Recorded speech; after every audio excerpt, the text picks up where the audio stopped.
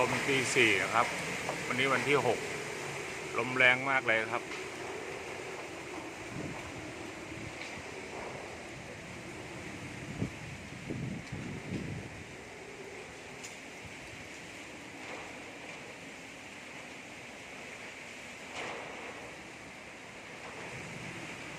น่ากลัวมากเลยครับ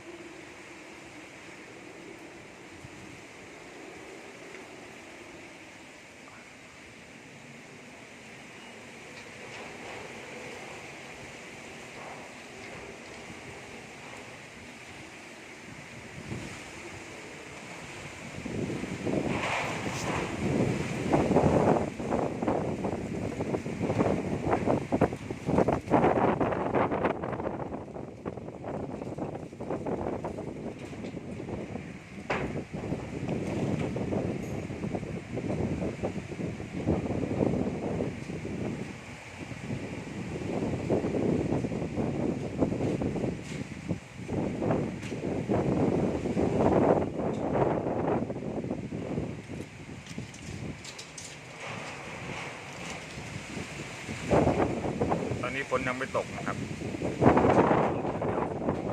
ฝนแค่พรำ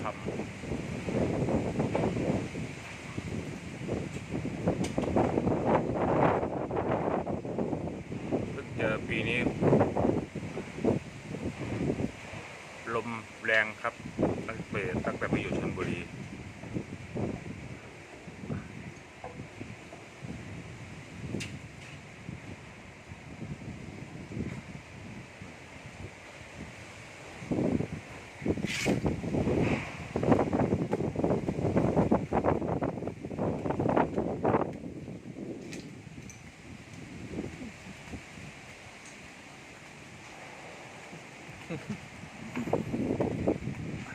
แรงเลยบอยเอ้ย